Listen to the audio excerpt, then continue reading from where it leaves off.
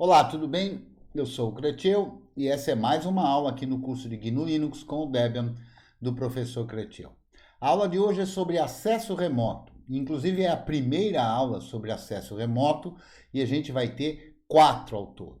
Na aula de hoje eu vou tentar falar um pouco sobre o que seria acesso remoto e desmistificar um pouquinho o que é isso.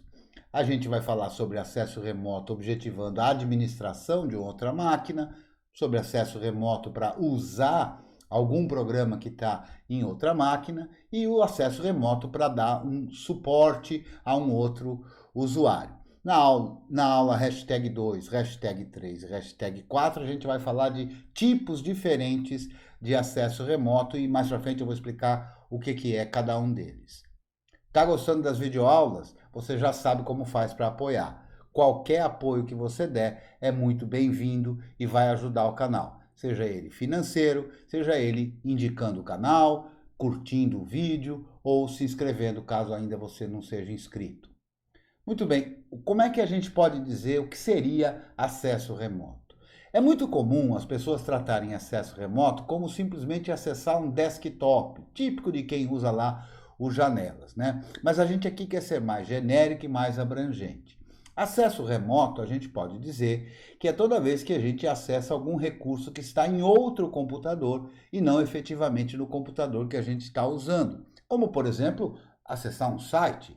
Provavelmente pouca gente chamaria acessar um site de acesso remoto. Mas veja só, você está usando um navegador na sua máquina e está acessando os recursos de um servidor web que estão num outro computador. Então você está acessando recursos que estão remotos, que estão em outra máquina. Então você está fazendo um acesso remoto. A forma genérica que a gente pode dizer, que faz parte de uma tecnologia que é chamada cliente-servidor. Então como é que isso funciona?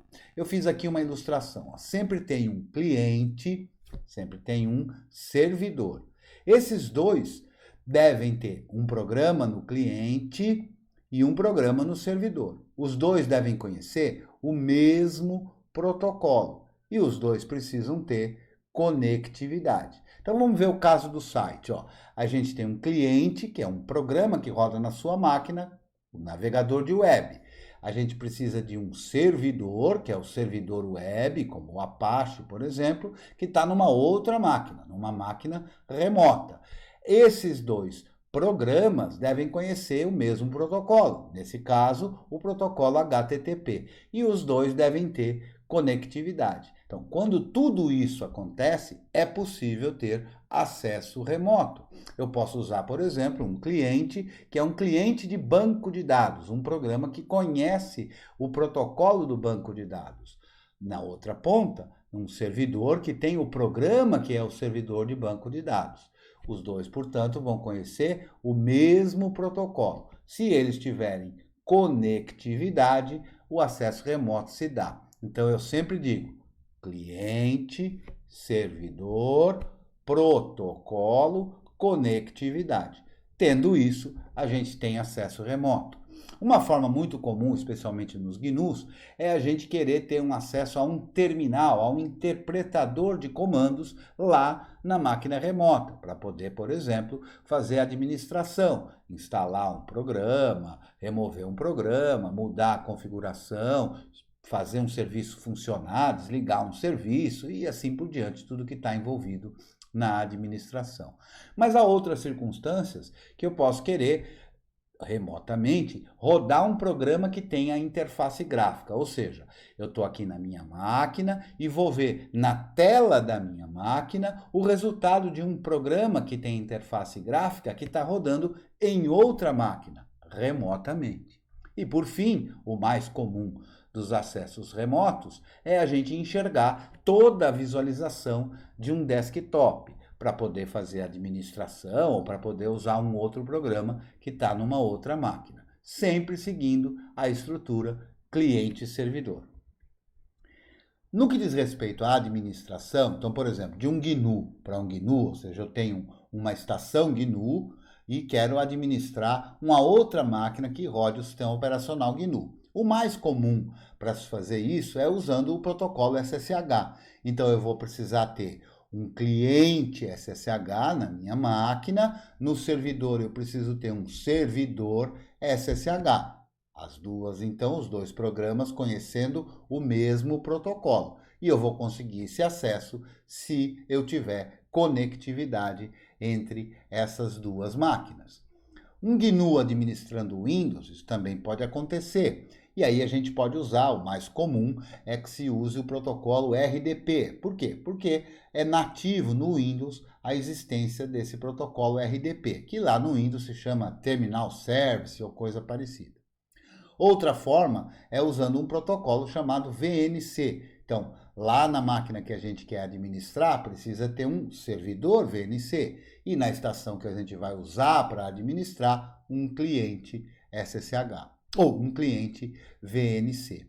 Mas também dá para administrar máquinas Windows usando o SSH, usando o protocolo SSH. Por quê? Porque existem versões do servidor SSH que rodam no Windows. Então basta que você tenha um cliente SSH, que é muito comum de ter em toda a instalação de Debian, e você consegue então administrar via linha de comando um servidor Windows. É verdade que nem todo usuário que administra o Windows consegue administrar através do servidor SSH, porque não consegue administrar sempre através de linha de comando.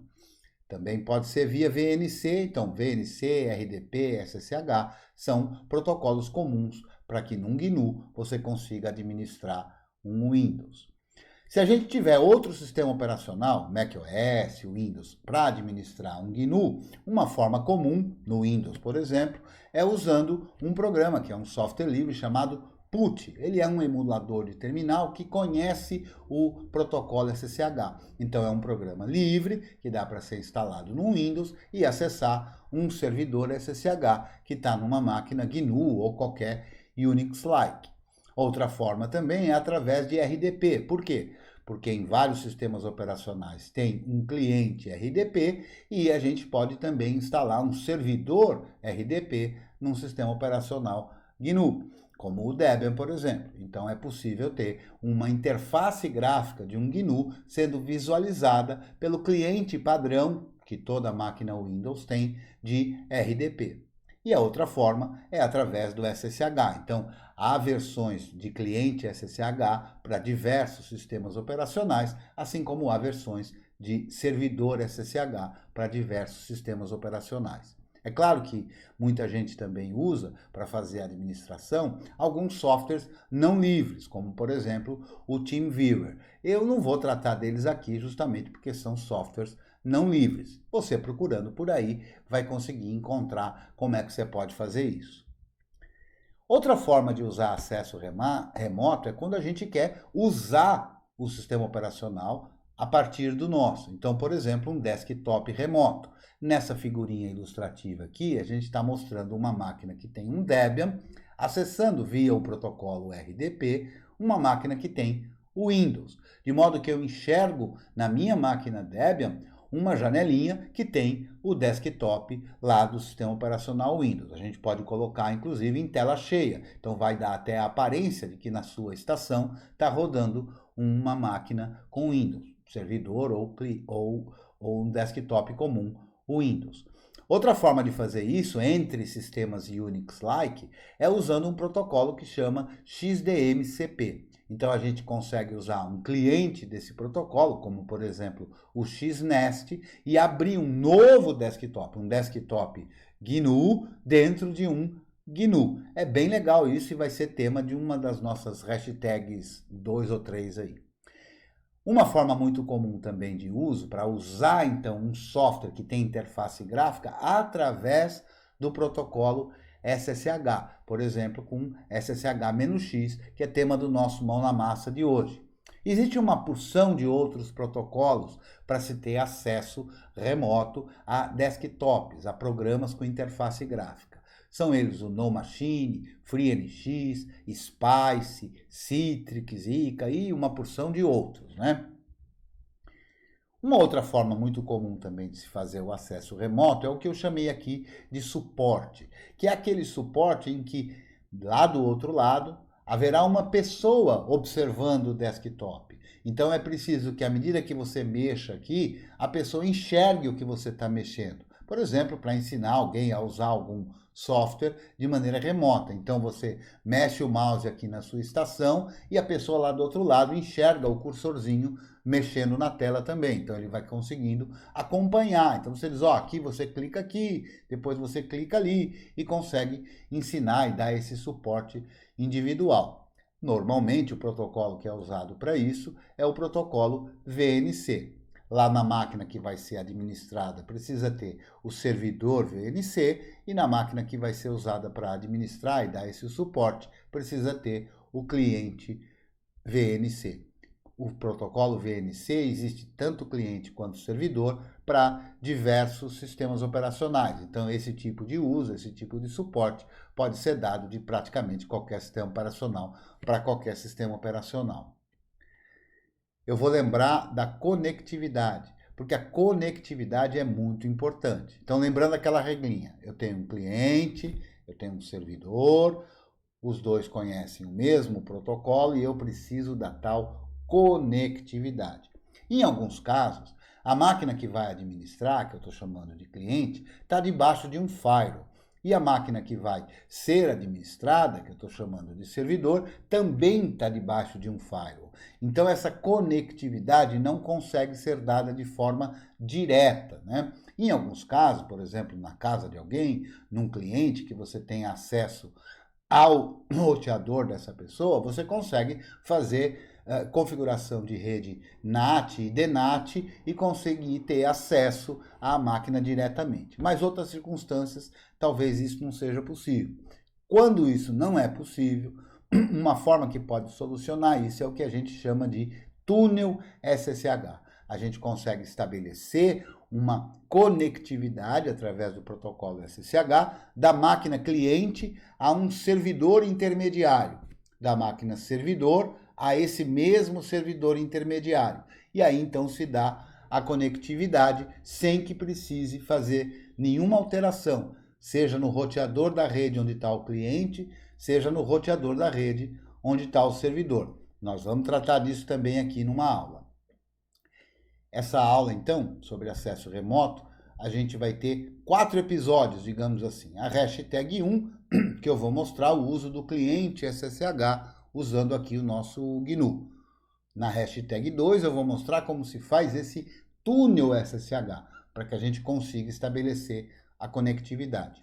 Na aula hashtag 3, eu vou falar sobre o protocolo XDMCP e mostrar como é que você configura uma máquina GNU para poder atender ao protocolo XDMCP e alguns clientes que a gente pode usar para ter acesso a esse desktop GNU.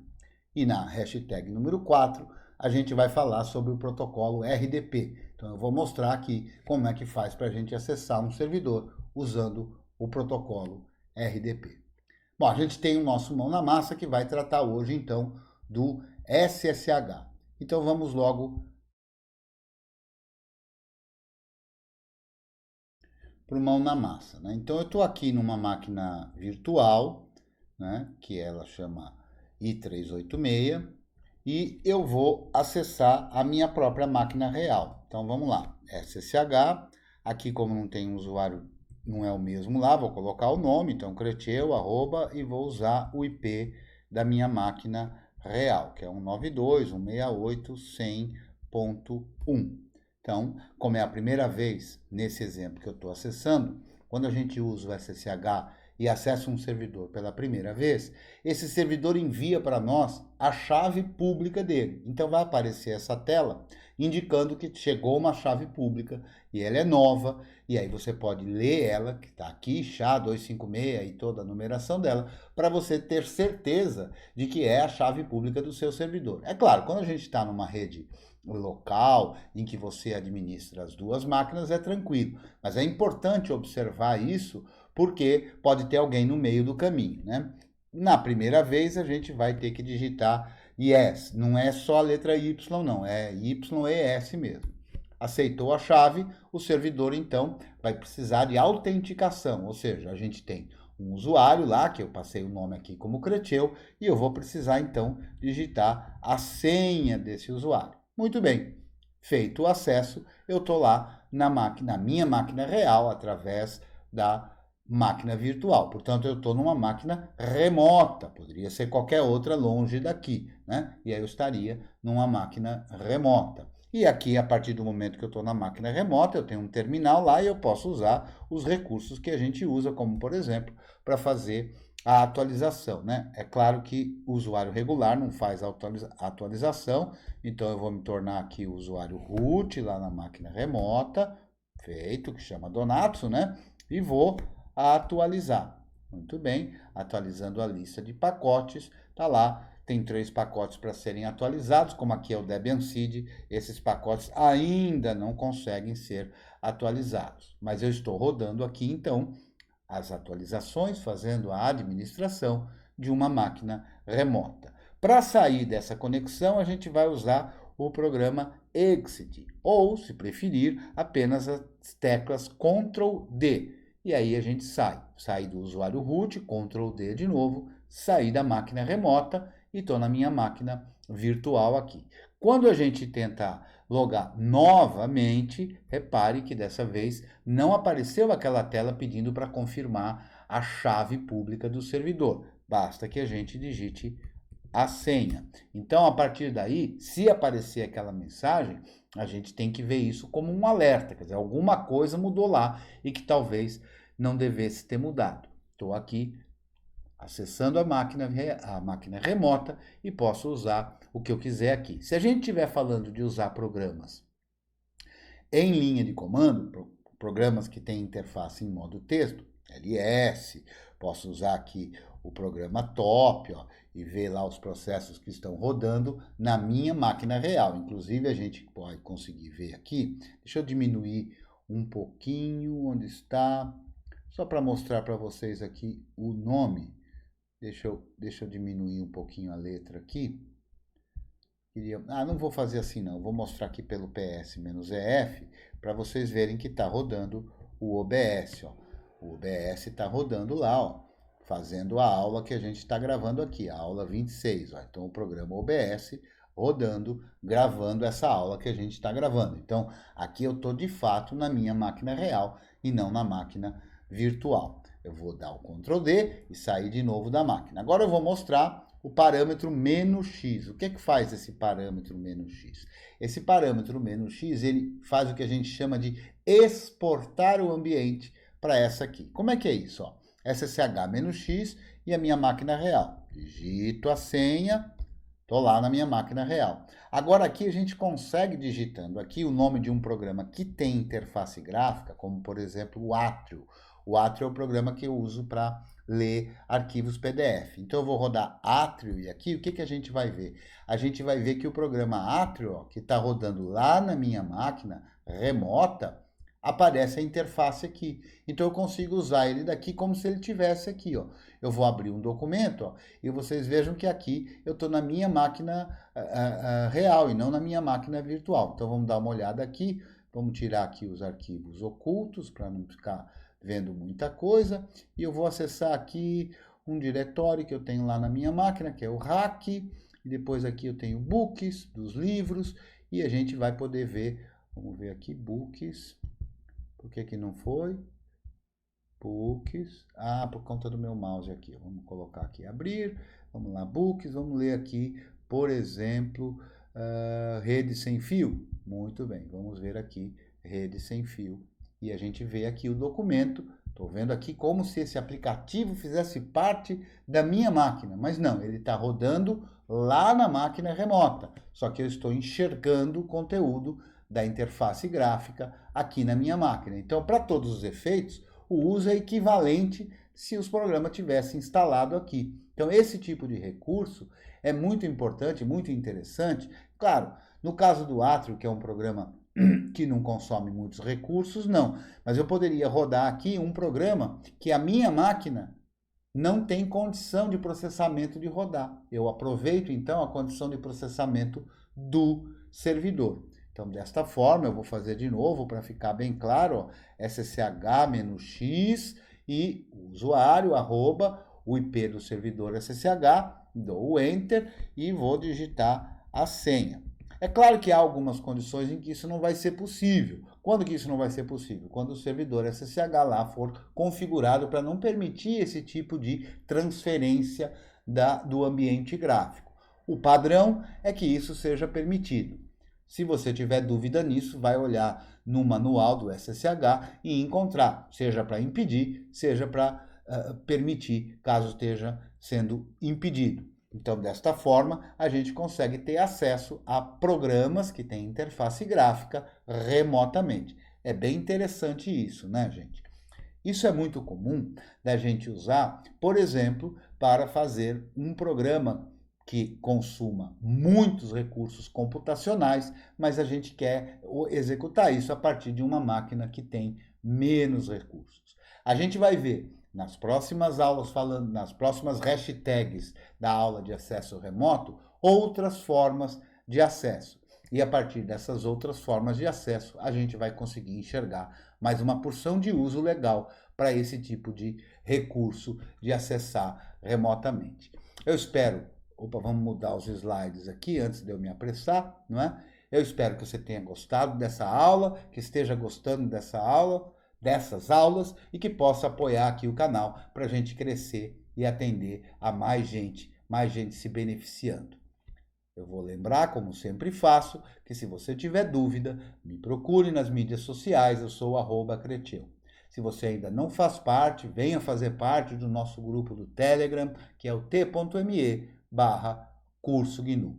Eu espero que você tenha gostado dessa aula, que isso te estimule a querer aprender mais. A gente se vê numa próxima, nas próximas hashtags e nas próximas aulas. Um abraço e até lá!